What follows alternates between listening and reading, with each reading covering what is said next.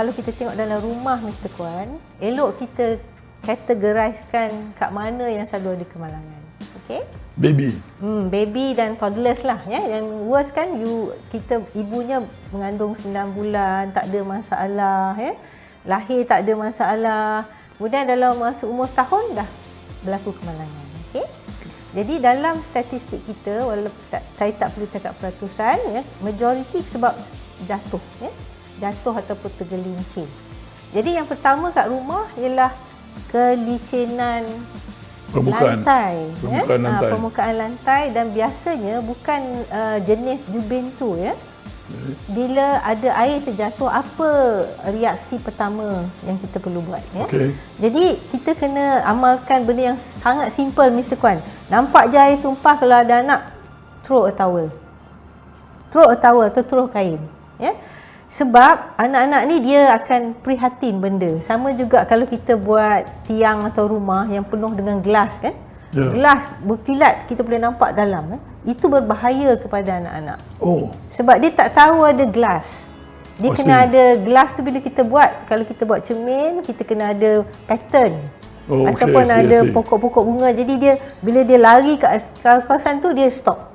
Ya? Ada yang nampak ada something. Begitu juga bila ada air tumpah di atas lantai. Dia akan nampak benda tu glistening, dia akan attracted to it. Jadi kita segera throw something there supaya dia padam dia punya keinginan untuk tengok ada glistening. Jadi di kawasan dalam rumah, kalau kita tengok kelicinan lantai sangat penting. Kedua ialah bucu-bucu. Jadi mungkin masa ibu bapa belum ada anak, seronok kan nak furniture cantik-cantik, ada bucu ya. Tapi Mr. Kwan, bila kita dah mula nak dah tahu ada family ya, bila anak tu dah membesar sehingga dia boleh faham mendengar arahan lah ya, kita tak boleh underestimate kebolehan dia bermain. Sebab main ni sebahagian dari kanak-kanak. Ya? Kita tak boleh cakap dia jangan main, jangan melompat.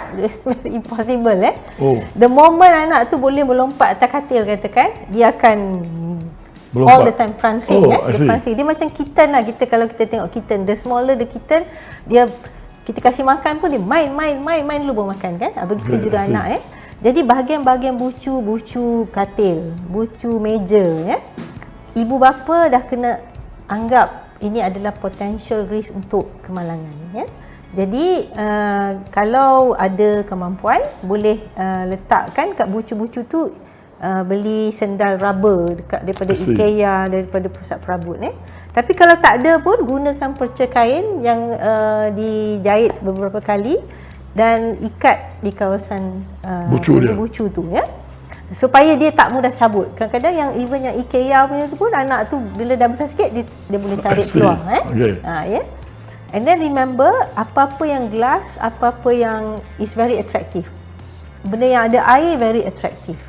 Jadi biasanya kita tidak galakkan rumah ada water feature. Kalau betul dia anak-anak kecil, water feature dia kena bertutup lah. Fountain sebab apa? Ya? Jadi kita masih lagi cakap tentang anak yang kecil dulu lah ya. Anak-anak ni dia tak perlu air yang dalam sebenarnya untuk lemas. Ya?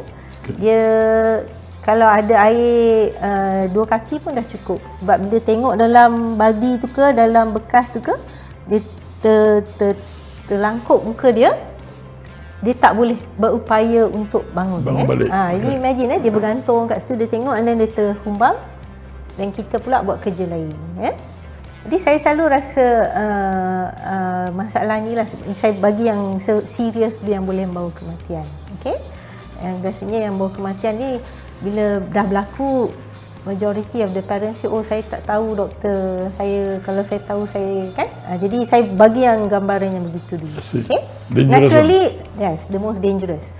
Naturally, kes yang paling kerap berlaku adalah akibat kemalangan yang berkaitan dengan kawasan dapur. Ya? Okay? So, kalau daripada tadi saya habiskan dululah di bahagian ruang tamu. Kalau selain daripada perabot yang tajam, Kalau kita tengok sekarang, ibu bapa suka beli, jelah sekarang trend kan, TV yang nipis tu kan. TV sekarang tak macam zaman kita kan, yang berat kan, yang besar berat tu kan. Ini semua nipis yang boleh gantung ya.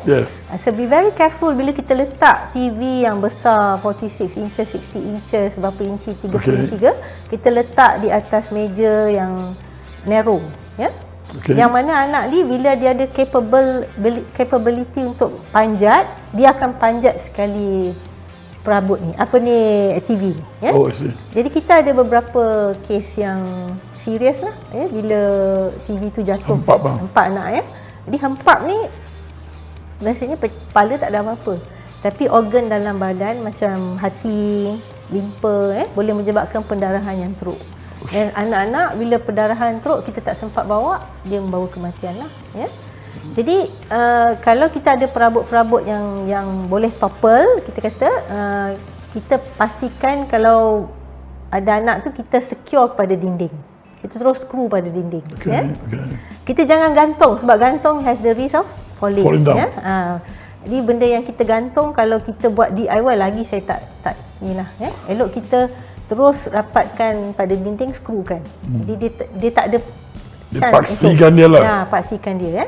Tentu kalau TV yang berat-berat tu tak ada masalah, sebab is less likely for it to topple. Tapi TV sekarang memang nipis dan ringan. Ya. Jadi kita ada banyak kes begitu. Ya. Kalau kena muka, luka, pecah bibir, kita boleh jahit. Tapi bila dalam organ dalaman, boleh menyebabkan kematian ya. Okey, itu perabot ya. Saya rasa saya dah secure yang itu. Tentunya di kawasan dalam ruang tamu tu ada plug point ya. Okey. Now plug point ni kita orang perempuan lah biasanya ya, kita suka letak bulb untuk night light, kita katakan. Malam kita pasang ya. Now night light tu untuk bila anak dah besar is okey. Tapi bila anak ni kecil, tak sesuai, attracting ya. And then dia nampak hole tu, dia puncture ya. Okay. So itulah saya harap ada developer yang kita pun dah tahun 2022 kan.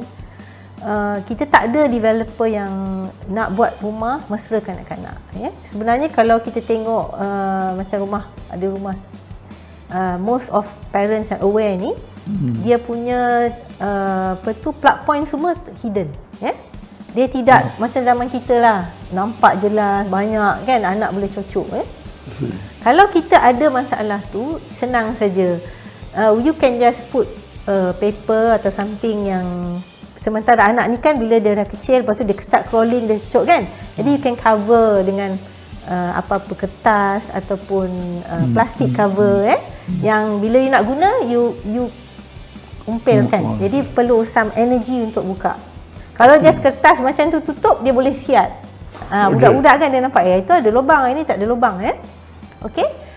Itu yang dekat kawasan ruang tamu lah. Ya. Okey.